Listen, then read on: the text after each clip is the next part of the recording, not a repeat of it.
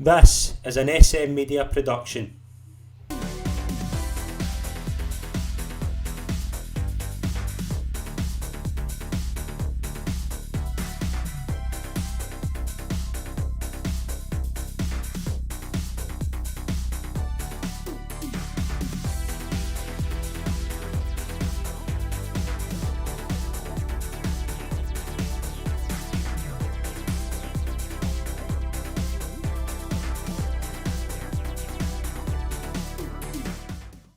Hi everyone, and welcome to episode 2 of Chronicle, the Rangers Journey. I'm Scott McPike. It's an absolute pleasure to be your host on this show. We are going to take a look at 1986 to 1988, the Souness shift. What happens when Graeme Souness arrives at Ibrox like a whirlwind and takes over the club, leading them on to greatness, which would go on for the next 12 years. Joining me on this part of the journey is the renowned author who has written biographies in the likes of Mark Hateley and David Robertson, Alistair Aird. Alistair, it's an absolute pleasure to welcome you onto the show. Thanks for joining me on this part of the journey. Not a problem, Scott. Thanks for inviting me on. It's an absolute pleasure. We obviously start this journey last week when we talked about the need for revolution, the need for change. For 8 years, we spoke in 1978 when Jock Wallace left. To 1986, Rangers didn't win a league. They went through the kind of John Greig experiment, which just didn't really work out. Jock Wallace come back, and obviously we know how it went. Alistair, how big was that need for revolution, and where do we kind of stand in April 1986? How big is that need for a hero? It was massive. I think Rangers at that time, as you alluded to, Ibrox was going through reconstruction, so John Greig's inherited an aging squad of players that he played with as well, and he's got to replace the likes of Alex McDonald and Sandy Jardine, a huge task for him. And by April 1986, Rangers had become pretty much a cup team. They were riddled with inconsistency in the league. They couldn't seem to string together the type of consistent run of results that you need to challenge for the title.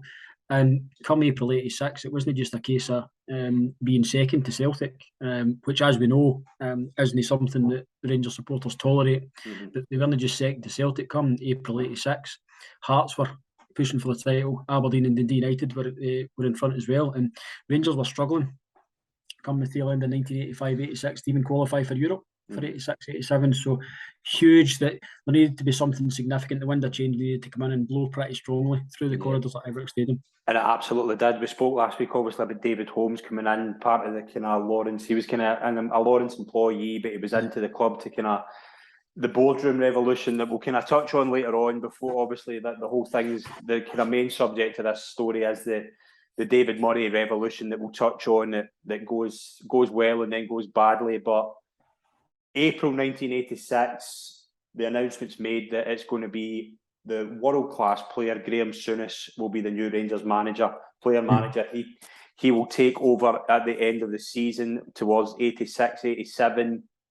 Alistair, that immediate buzz that we've seen kind of everybody talk about it, the remembering what happened round about that time. What was the kind of reaction to Souness at that time, and how big was this announcement? I think it was huge because, as you've alluded to there, this is a guy who's won the European Cup with Liverpool 3 times, captained Liverpool to the last of those 3 European successes, been out in Italy as well, Scotland international, Scotland captain at that time, and all of a sudden he becomes Rangers' first ever player manager. And I think at that time we did need someone with a bit of clout behind him. Going back a wee bit to when John Greig resigned in October 83, obviously there was a lot of talk about Alex Ferguson coming in from Aberdeen. He signed a new contract with Aberdeen, then Jim McLean looked to be on the verge of coming in. But at that time, I don't think either of the two of them, with the greatest respect to them, had the same reputation in the game as what Graeme had. So it didn't just ruffle feathers within Ibrox. I think throughout Scottish football, people sat up and took notice that David Holmes had pretty much delivered as he'd promised. I think he came in November 85 and he'd asked to be given 6 months to effect a change. and within that 6-month period, they'd obviously decided that it was the end of the road for Jock Wallace, which was unfortunate. Obviously, Jock had a huge success in that first spell at Rangers, and he hadn't quite managed to get that kick on in his second spell. But at that time, we needed someone with Graeme's reputation, if you like, to come in and do what he did over that period of time. Yeah, and obviously as well, the thing with Graeme Souness is we know he was a top class player, a Scotland captain, European Cup winner.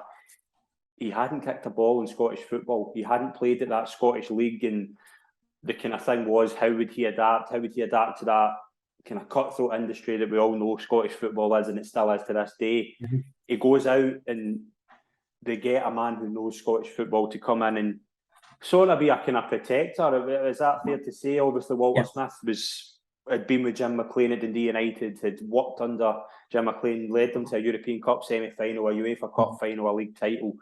Walter Smith coming in, was that a sign that Souness had a man there to kind of talk him through how brutal Scottish football could be and how to kind of adapt to this new surrounding?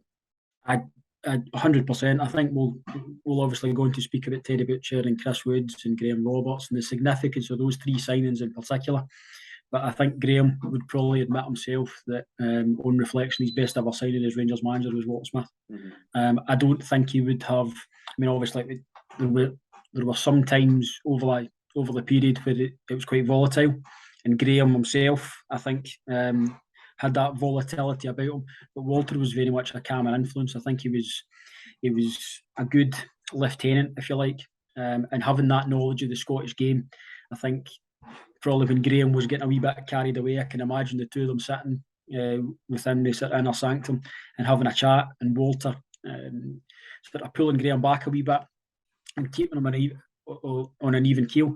And obviously for Rangers at that time, particularly the way the season started, Graeme's first season, I think having Walter there was massive, and having him even as a sounding board as well.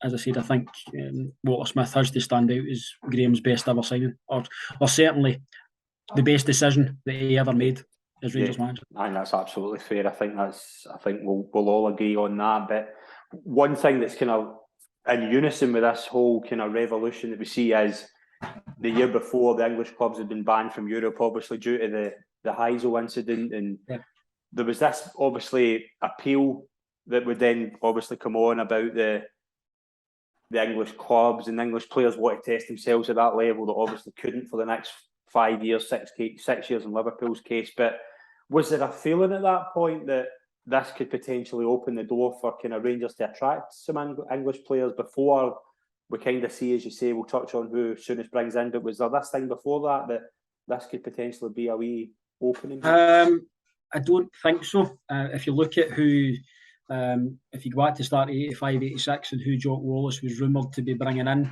or wanted to bring in, it was like Craig Levein and Gordon Durie, who were playing in Scotland. I don't think Rangers would have managed to attract, irrespective of the ban in Europe, I don't think Rangers would have attracted the same calibre of player had it not been for Graeme. I think Graeme's influence and Graeme's reputation in the game was a significant way, or had a significant swing when it came to the negotiations with these players. Obviously, the board at that time probably loosened the purse strings a wee bit. If you remember back, the Rangers captain John McClelland, he left in 1984, and he left because he's of a very strict wage structure at that time at the club. I think David Holmes came in and realised that wage structure had to go in order to attract the other players. But I don't think it was necessarily money has been the sort of decisive factor for these guys coming up. I think it was Graeme, and I think without them, had it not, or without Graeme, I don't think we would have attracted that calibre of player. Mm-hmm. The first signing of the Souness revolution, Colin West. This obviously kind of leads to what we'll talk about in kind of future episodes, that Souness wanting a target man. Yeah. And Colin West was obviously the first signing, but the first big signing is obviously Terry Butcher, the centre half from Ipswich, played at the 1986 World Cup. We know obviously Terry Butcher. The first signing obviously I want to touch on is Butcher. How big a signing was that? How big a statement was bringing in a man like that to kind of orchestrated defence? you're looking for the cornerstone of that Rangers revolution or the rebirth of Rangers, it's Terry Butcher and the signing of Terry Butcher. As much to do with the statement that it's making that Rangers, who finished 5th in the league in 1985-86, didn't win any of the cups, had only won a couple of League Cups and a couple of Scottish Cups since doing the treble in 77-78, have all of a sudden attracted the first pick at centre-back for England. He's turned down Manchester, or there's been approaches from Manchester United. I've been spoken to Terry a couple of times at the 86 World Cup. Brian Robson was speaking to him and basically saying, look, Manchester United or Ron Atkinson's interested in you. Yeah. And he's knocking back big guns in England to come to Rangers. And you look at the stats for 85-86, the biggest thing in that season was the defence. Or we had Ali McCoy's finished the season as top goal scorer in the Premier Division, so scoring goals wasn't the issue. So I think Graeme identified very, very quickly that he had to shore up the defence. And that's no disrespect to the centre-backs that Rangers had at that time, but Terry Butcher was pivotal to what happened going forward.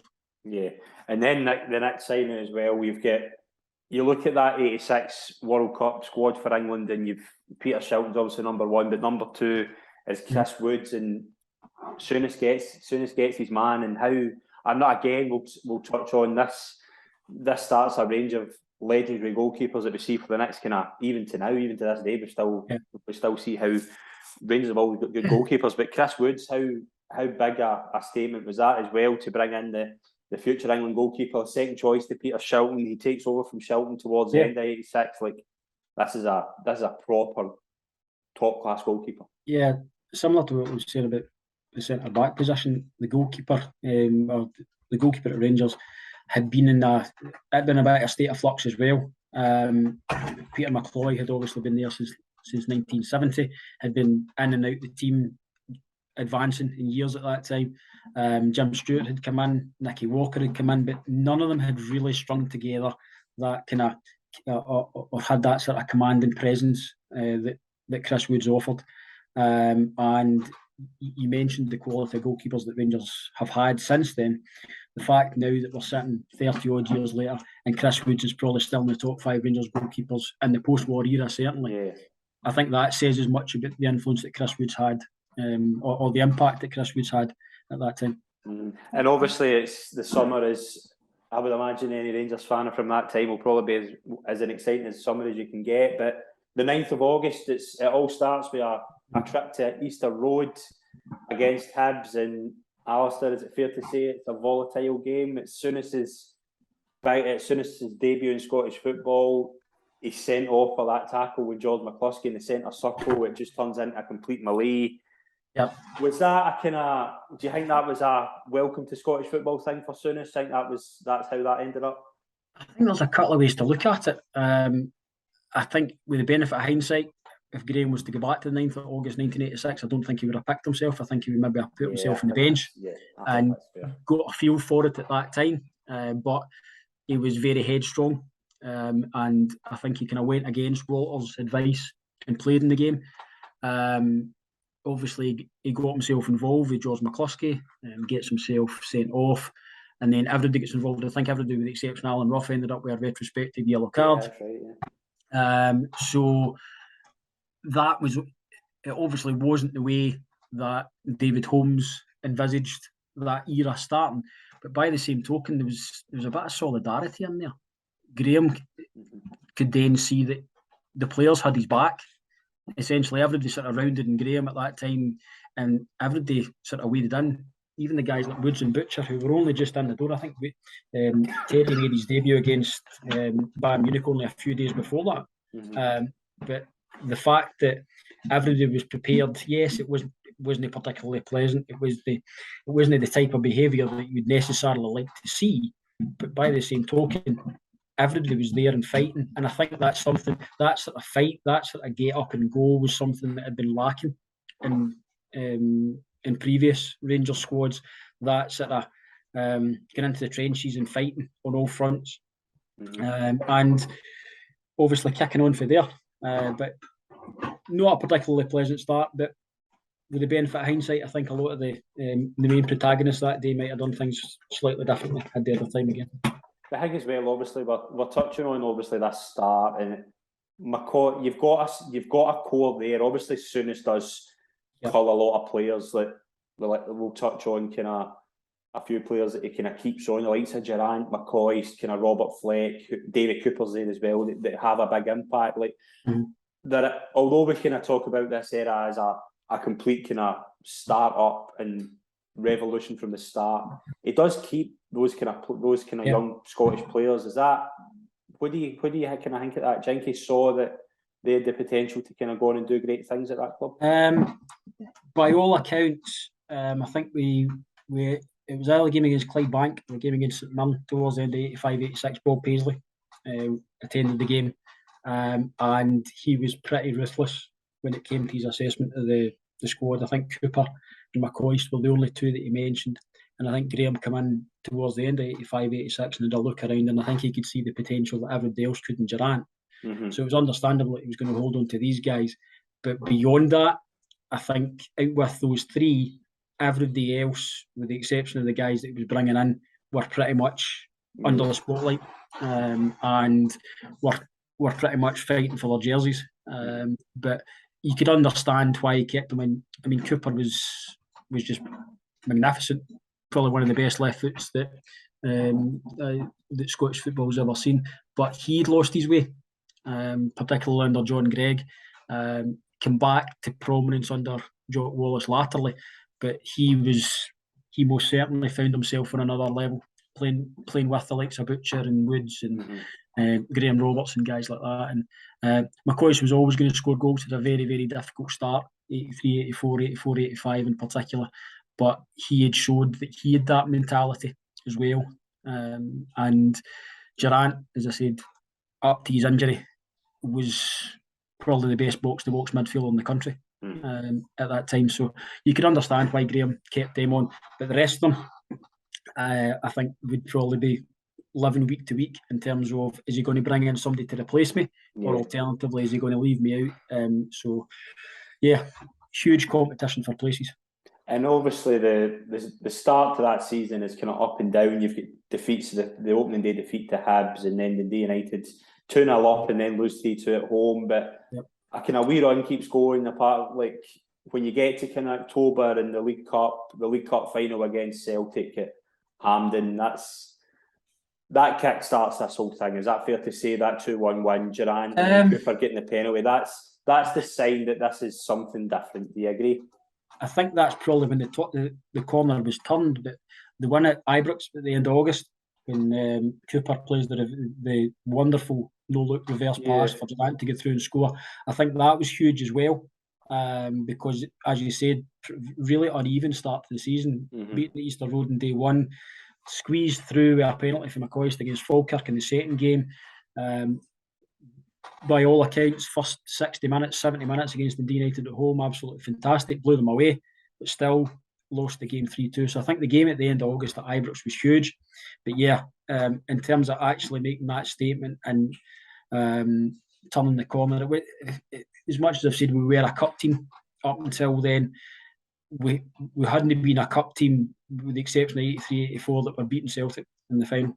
And making that statement in the final against Celtic, the fact that Graeme didn't play in the game as well, I think showed that we weren't reliant. You obviously talked about the sort of common core within the team, the sort of spine running down for Woods and Butcher and Souness and McCoy.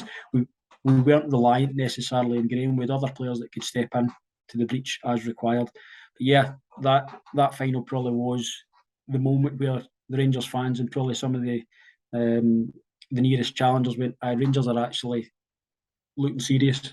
They've kind of got the business heads on this year, and they are going to be up for a challenge, and it's not just going to peter out in January or February. They're actually going to sustain it this time. And they had the signing of Graham Roberts from Tottenham Hotspur as well. What was the kind of reaction to that at the time? Was that another kind of thing to boost this defence? Who did kind of, one thing about them, there's not many clean sheets that you look at that start to that season. Was that noticeable at the time? I think Graham Roberts was probably the final piece of the jigsaw. We had obviously Terry Butcher playing centre back. You had guys like Dave McPherson in there who had a fantastic season. I think played 42 of the 44 league games. You had guys like Stuart Monroe as well. But just again, as much as Graham Roberts wasn't necessarily the seasoned international player that Terry Butcher was, he'd won the UEFA Cup with Spurs. Yeah. He was a first pick for Spurs. And again, here's a guy who's saying, I've got options, probably got options in England. I can stay in the first division in England, but I know I'm going to come up to Scotland. And I remember, I think it was his debut against Dundee United. He threw in the goalkeeper, Billy Thompson, 50-50 ball. Ball breaks off the goalkeeper. McCoy scores to make it 2-0. And that, again, just showed that guts, that determination, that mentality that had been lacking. And final piece of the jigsaw for me, Graham Roberts. And in the kind of boardroom at this point, do we see the kind of influence that David Holmes is making? Like, do we see the change that I think was apparent the minute he walked in the door and just made it more of a modern club that obviously Murray would kind of take on 2 years later? But was there noticeable at that point that there was something different? Kind of the culture was changing. I don't think there's any doubt that the culture at the club had changed. I've been spoken to guys who sort of bridged the both eras, if you like. What Graham did, talked about diet and all that kind of stuff, but he came in and prior to Graham coming in, it used to be a case of he would wear the same training kit each day. You would come in after training, it would get hung up, and you'd wear the same kit the next day. But Graham brought in fresh training kit. He brought in rules, regulations, just to tighten things up a wee bit. And I think he had the full support of the board at that time. There may well have been elements on the board who thought it was a huge risk, understandable. I don't think you get unanimous support for a decision like that when Graham's got no managerial experience, as you said earlier, he's got no experience of playing in Scottish football. It was a risk, but I think come the turn of the year, particularly when Rangers beat Celtic 2-0 in January, Robert Fleck, McCoy scoring the 2 goals, Graham absolutely running the show, dictating the game. That was probably the moment where if there was any doubt in Thomas's left on the board, then they had any doubts erased that day. The Rangers were heading in the right direction. I think by the end of January, hit the top of the league for the first time that season, and that was it. That was onto the home straight thereafter to bring the title back.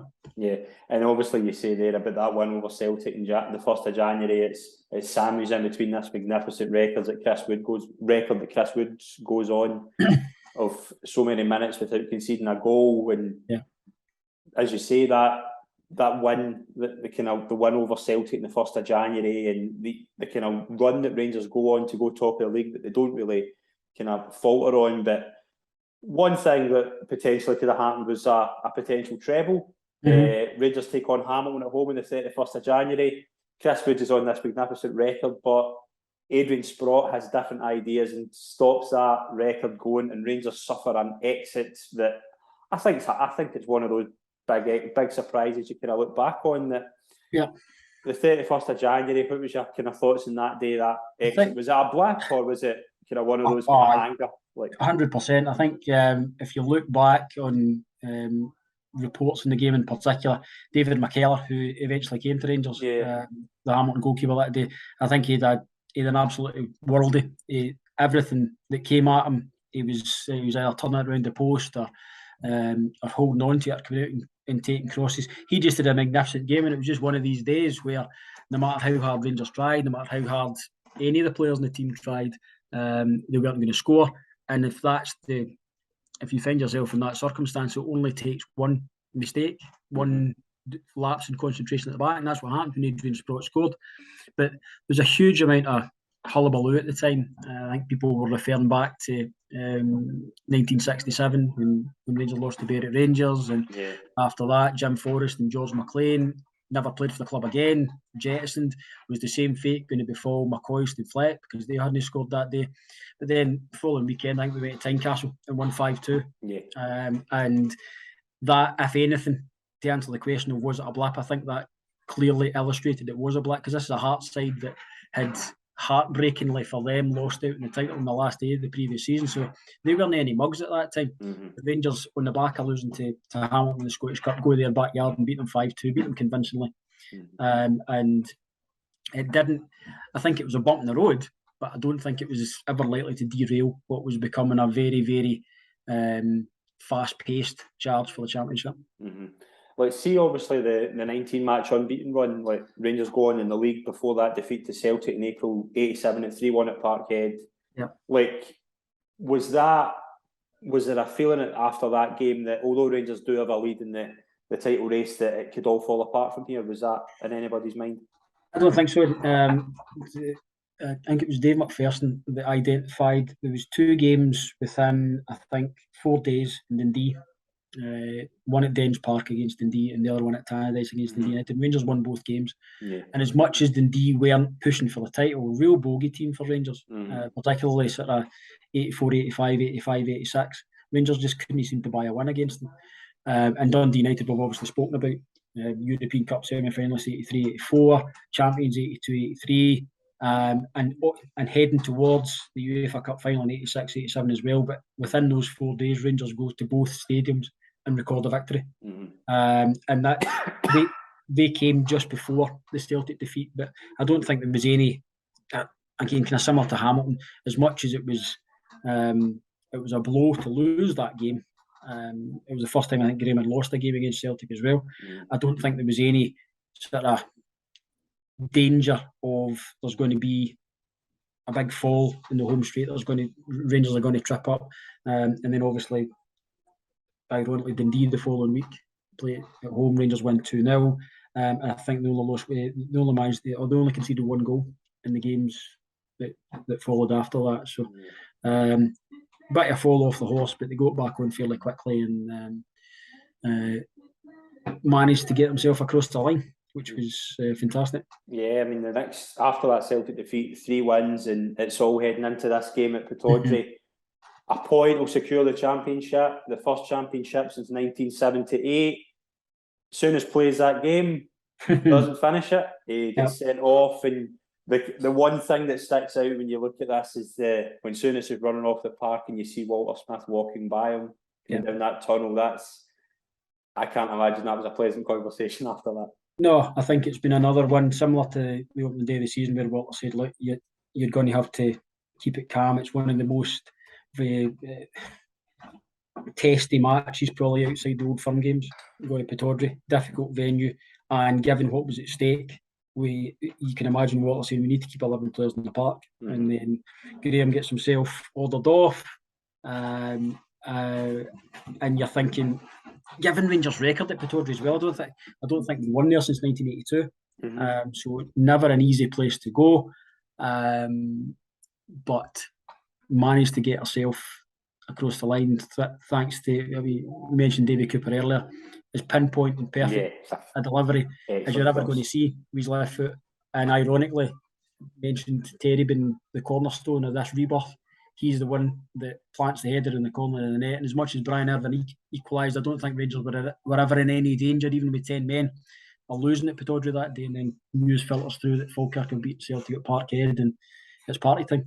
And that, obviously, that relief of that whole time of not winning a championship, just you see that with them running on the park, and obviously, but you see it in Souness and Smith. They're both round the park. They're holding each other. This is a groundbreaking thing. This is that paradigm shift we talk about. This is the change that they were looking for, and they do it within a season. Yeah, I mean, mentioned earlier, it was there were elements of the board that probably thought it was a risk. It was a risk for Graeme as well. Yeah, absolutely. Graeme didn't need to leave Sampdoria. He'd done what he needed to do with Liverpool. He was getting towards the end of his time with Scotland as well. He could quite easily have played out his career in Italy and enjoyed himself in Italy. But he needed that challenge. He needed to come in, and I don't know if there was a timescale. I mean, there's a lot of parallels drawn between Graeme's time and Steven Gerrard's time. Yeah. And obviously it took Steven Gerrard a bit longer. I don't know if Graeme had the same kind of timescale that had been mapped out by David Holmes, but certainly to do it in the manner that Rangers did within that first season, you could, as you said, you could see how much it meant to the players, how much it meant to the supporters, and how much it meant to Graeme and Walter as well. Absolutely, yeah. And obviously it's a championship, and we'll move into the summer of 1987. Is it fair to say there's just a few kind of loose ends to tie up just to build a proper good team? And Getting into that summer, what's the kind of thoughts of the kind of Souness and things like that? What do you think it is? Just a case of a couple more and we can go on a real run here?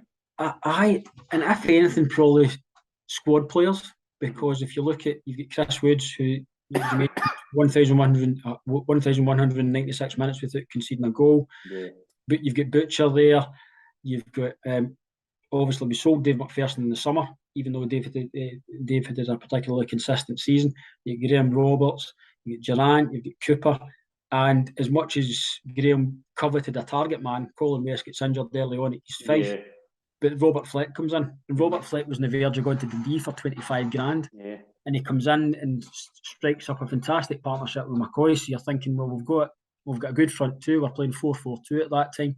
So yeah, a wee bit of tinkering and tailoring. And you're not just looking at a challenge or the goal of retaining the title or potentially winning the treble. You're looking at a good shot at the European Cup as well.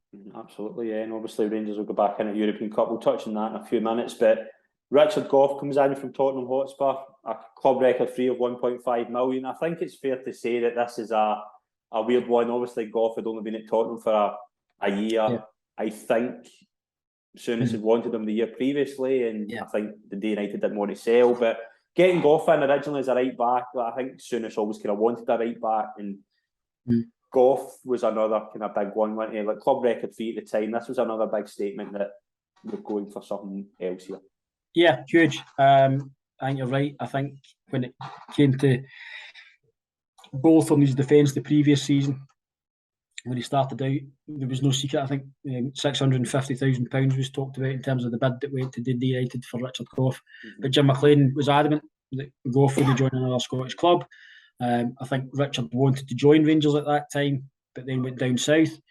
Again, having spoken to Richard, when he found out in the October '87 that Graeme was interested, he'd just signed a 5-year contract with Spurs. So it wasn't as if he was using that year at Spurs as some sort of leverage, as some sort of opportunity to get to Rangers eventually. He was happy there. But again, Graeme used his powers of persuasion. And if Terry Butcher was the cornerstone, then the one to build upon that cornerstone was the signing of Richard Gough, because he goes on, eventually becomes captain for 9 in a row. And as much as he started off as a right back, when he moved into centre back, when Terry broke his leg, I think the partnership he had with Graham Roberts that season was excellent. Yeah, and later on in that season, Ray Wilkins and Mark Walters come in. Ray Wilkins, obviously a top class player, just coming to the kind of tail end of his career, but he could still obviously do it. Mark Walters, obviously coming from Aston Villa. These are two more big signings and capitalising that English market. And the Souness appeal that I think he has. I think, as you say, they're not coming for other reasons than to work with Souness. No, definitely not. I think the Ray Wilkins signing, the influence that he had in the likes of Gerrard and Derek Ferguson was huge. So Graham's motivation when he went to PSG and spent the £250,000 on Ray Wilkins wasn't necessarily what Ray Wilkins was going to bring on the park. I think a lot of it was to do with what Ray would bring off the park. Obviously, having been at AC Milan for a number of years and played for Manchester United, played for Chelsea, he could almost be Graham's boots on the ground. Oh, here's the manager coming in saying we need to do this, this and this. But Ray was an example of just how long you could make your career last and how long you could play at the top if you looked after yourself. And both Gerrard and Ferguson have said how huge an influence Ray Wilkins was on their careers, because I think both of them, as young kids at that time, were prone to going down wrong roads and whatever. And sometimes it took Ray Wilkins just sitting down with them and kind of pointing out the obvious. In terms of Mark Walters, I think David Cooper obviously was fantastic, 86, 87, but he was getting to that stage of his career where he wasn't going to play every week. So someone on the left-hand side, I think was a must at that time. We talked about sort of tinkering and tailoring, and Mark Walters come in, and if MD was going to step into the breach left by David Cooper, it was going to be Mark Walters, because again he brought something. He enhanced the team. He enhanced what was already a very, very strong squad. The start of that season does not go well. 3 defeats away to Hibs, Aberdeen and Celtic within 5 games. Is there already kind of worries at that point that this isn't going to be the kind of fun of last year? Not necessarily, because as much as the number of points dropped wasn't the same as it had been at the start of 86, 87. 86, 87 had they started well. Yeah. And as we mentioned, it was only really after the League Cup victory over Celtic that it kicked on the 19-match unbeaten run, etc. So I don't think there was any cause for panic at that time. Obviously, Celtic were galvanised by the fact it was a centenary year, they'd been knocked off their perch and whatever. So they were always going to be a formidable challenge that season. But at that stage, when they lose at Parkhead, Billy Stark scores, Graeme gets sent off again. I don't think it was a case of reaching for the panic button. But a month or a couple of months later, we play Aberdeen midweek. Terry Butcher breaks his leg. That's the turning point. Yeah, absolutely. Had Terry Butcher stayed fit, had Terry Butcher not broken his leg, I'm still convinced that Rangers would have done 10 in a row before 10 in a row was even talked about. Because losing Terry that season, as much as I mentioned that Richard Gough moves in one from right back to centre back alongside Graham Roberts, the influence that Terry Butcher had on and off the park, even after just one season, was so significant that losing him for that, I mean, essentially at that time, a leg break ruled you out for the season. So we knew in November that Terry Butcher wasn't going to play again. Yeah. It probably cost us, well, it most certainly cost us the title, and probably cost us a better opportunity to beat Steaua Bucharest in the quarterfinals of the European Cup as well. Yeah, the result against Dynamo Kiev as well. We think about Dynamo Kiev at this point, a top class team, winning that first round, beating the Soviet champions, and they were a formidable opponent. To do that was a massive statement in the first European Cup game in I think it was 9 years. Yes, in 78, 79 we made the quarterfinals as well, lost to Cologne. Yeah, that's right. But that's the famous night we go to the Soviet Union, lose 1-0. Ironically, future Rangers player Alexei Mikhailchenko scores the penalty kick. Yeah. So you're thinking, right, we're coming back to Ibrox against the Soviet champions. We need to score twice without losing a goal. And Graeme becomes very, very cute. He recognised that one of the significant threats that Dynamo Kiev had was in the wider areas. Yeah, so he put touchlines in. Yeah. And he narrowed the pitch, kept it within UEFA regulations, narrowed the pitch, and the Soviets recognised it. And I think psychologically that had an impact. I don't necessarily think that had they not recognised it, it may well have not had the same impact. But I think when they trained at Ibrox the night before the game, they recognised that Graeme had done this, so that was in their heads. But what a noise that night! Incredible atmosphere. Viktor Chanov makes the mistake, throws it out and hits Sergi Botac. McCoist knocks it to Falco to knock it into an empty net. And then when McCoist scores what proved to be the winner, I think the roof was coming off Ibrox that night. But that gave a genuine belief that this was a Rangers side that was capable of not just competing domestically, but also pushing at European level. Never quite transpired like that, but I think there was a real opportunity that year to certainly go semi-finals, if no final of the European Cup. Unfortunately, Terry Butcher's leg break. Do you think that was the big kind of thing? Well, obviously the 2-0 defeat to Steaua in Romania, and then Rangers clawed back to 2-1. But it's just that goal at Ibrox. But I think if you look at the goal that Marius Lakatos scores at Ibrox, right through the heart of the defence in the first couple of minutes, if Terry Butcher's there, I don't think that goal happens. And it's a completely different. That killed the tie. As much as Rangers come back and scored twice before half time and an opportunity second half, it killed the tie. I'm still adamant that the significant moment in that season in terms of Rangers being successful was Terry Butcher breaking his leg. The League Cup, Rangers won it again, a 3-3 draw in normal time with Aberdeen, but they won it 5-3 in penalties. What was your memories of that day? Two stick out. Cooper's free kick, obviously. I don't think many people will see a ball struck harder than Coop did that day. And sort of funny one in that, we spoke to Jimmy Nicholl. Jimmy Nicholl, his broad Belfast brogue, tells me that he's claiming an assist for it because he told Coop to hit it. And boy, did he hit it. Rips it into the net. Second memories, Durant. He was having his challenges. he was having a bit of an up and down relationship with Graeme at that time. But that day he was world class. He showed what, dare I say, what might have been a no when he came back for the injury in 92, 93 in particular. He started to show shades of his previous form, but say box to box at that time, he was probably the best in the country. And that day he was just absolutely superb. But again, Rangers get themselves in a position where they're 2-1 up. Aberdeen score a couple of goals late. But it just showed the battling qualities of that side. They never gave up. They got itself long ball forward. Graham Roberts gets up. Robert Fleck equalises to make it 3 each. And then, as we know from recent experience, penalty kicks are a bit of a lottery, but another bit of silverware. But fantastic for the Cooper goal and Gerrard's performance. A fantastic day, and the start of 3 fantastic League Cup finals in a row against Aberdeen as well. Yeah, and the League Cup becomes Rangers' thing over the next few years, but it's fair to say that the Scottish Cup isn't until I don't assume Souness never wins the Scottish Cup, but that Dunfermline exit again, it's another poor exit in the Scottish Cup. Which kind of memories of that? John Brown gets sent off. John Brown, another one who's come in, identified by Graeme, had been a real thorn on our side when he was with the D, and he added that steel in midfield initially, but then showed that versatility to go back to centre back.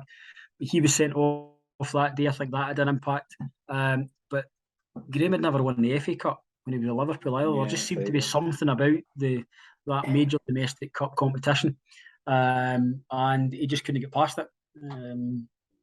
Obviously, they lost to Hamilton in 86, 87, and again, similar circumstances. Dunfermline struggling at the wrong end of the Premier Division.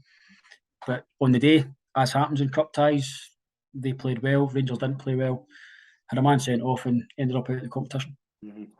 The kind of two things kind of running in unison here, as you mentioned, obviously Butcher's leg break, and it just has this massive impact on Rangers' form. But as you say, Celtic are in their centenary year, and is it fair to say there's a determination in Celtic that this is their year? Yeah. I think Billy McNeil had obviously come in the summer to take over from Davy Hay, so they've got their former captain, because he had a previous spell in the early 80s as manager of Celtic, so that had kicked him on, bringing in guys like Frank McAvenny and Andy Walker. So they'd strengthened their squad. They'd recognised that the Rangers got a bit of a jump on them in 86, 87. And their form was such that they ended up 12 points clear. Hearts sitting in second as well. Celtic really did run away with it, but as I said, the game at New Year where Chris Woods gets injured as well. Graham Roberts having to take over and goal. Obviously, the game earlier on in the season before Teddy got injured, the 2 each game as well. But these are crucial matches. There's points that in the previous season, you mentioned the game at Parkhead in April. That was the first defeat in April. But by January, Rangers had lost twice and drawn once with Celtic in the league. Yeah. So that's not the type of form that's going to win you championships. And those games were key that season. Yeah, absolutely. And obviously it's a third place finish. And was it a fire fueled with Souness at this point that this doesn't happen again? The Celtic have had their season, and that we kick on from here. I think that's fair to say. I mean, Graham's a winner, so I don't think he was ever going to take that season and go, do you know what? We'll sort of sit back and rest in our laurels and whatever, and let Celtic trample over the top again. I don't think that was ever going to happen. And he moves in the summer of '88, and didn't he say, do you know what? As I've kind of alluded to, he didn't purely pin it on Terry Butcher's injury. He recognised that there was still gaps in the squad. There were still areas of the team that he needed to strengthen. And he did that in the summer of '88. And then obviously that kicks off arguably one of the most successful eras in Rangers history. Yeah, absolutely. And we'll touch on something that kind of around about this time. It kind of becomes clear that kind of Lawrence Mulberry is keen to move on to the kind of he's got stuff going on in Nevada with kind of a property, and I think he was kind of moving into as well. Like, Was there a whisper at this point that this maybe be the time where we see a change in the kind of ownership? From memory, there was chat about Robert Maxwell coming in, and fortunately, with the benefit of hindsight, that didn't gain any traction. But I think there was a notion at the time that the game of football was changing. It was becoming a business. If it hadn't been recognised as a business up to that point, then most certainly come late 80s, early 90s, it was becoming a business, and it needed that hand on the tiller. You mentioned Lawrence Marlborough. He brought in David Holmes because obviously Mr. Marlborough was based in the United States, didn't have that day-to-day interaction. It needed that Scottish influence, dare I say it. So I think there was rumours, as there always is associated with a club like Rangers. There was rumours that boardroom change was afoot, and when it did happen, then obviously the kick on or the knock on effect of that was huge for Rangers. And was Murray kind of well known at this point? Like, was he a figure in Scottish society? Like, I think he's known for his steel business. I think if you've got a bit of knowledge of the business section in the paper rather than the sports pages, then you'll know of David Murray. There was chat at that time, obviously, because he was going to be taking, or he was looking to invest in Ayr United, and that didn't come to pass. So I think David Murray was certainly interested in getting involved in the Scottish game, but no, I don't think out with the business world, many Rangers supporters, Celtic supporters, Scottish football supporters would have known much about David Murray. But some 20 odd years later, then I'm pretty sure there's not many supporters in Scottish football, in fact European football, world football, that don't know who Sir David Murray is. Let's play a wee game of what if. What if in the summer of 1988, Robert Maxwell, obviously former MP, former Victoria Cross winner, what if he takes over? How quickly does this bubble burst? Quicker than it did in 2012, is that fair? I can only imagine, you want to play the what if, in terms of Graeme's volatility, and having watched some of the documentaries on BBC iPlayer and Robert Maxwell, the heads would have bumped very quickly. Yes. If you can track the progress that Graeme's made since becoming player manager in '86, he becomes a shareholder. He becomes a very, very powerful influence, not just in the dressing room and on the park, but also in the boardroom. So I can certainly see that had Robert Maxwell taken over, that relationship would have broken down very, very quickly, to the detriment of Rangers Football Club more than anything else. Absolutely, yeah. And we see obviously what happens later on with Robert Maxwell's business empire. It kind of comes tumbling down, and you kind of dread to think what would have happened. But closing up the show, let's kind of reminisce the 2 years of the first 2 years of Souness. What was that excitement like? What was the memories of those first 2 years like? If I was to give you something that sticks out to you, was it the kind of overall buzz at the start? Winning the league, I think, will always stick out, given how long it had been. I think prior to that, Rangers had gone 11 years from 64 to 75, not winning the title. So 9 years, I mean, it's obviously, given the recent events and whatever circumstances dictated, it took Rangers that long to claim 55 and whatever. But at that time, the huge thing, the one thing that sticks out was winning the league in that first year. But just the fact that, and again, I can draw parallels just now, this is probably the first transfer window for a while where there's been genuine excitement among the Rangers supporters as well. And at that time, I can draw parallels because you've got Colin West coming in, then you've got Chris Woods coming in, then you've got Teddy Butcher coming in, then you've mentioned Richard Gough, you've got Ray Wilkins.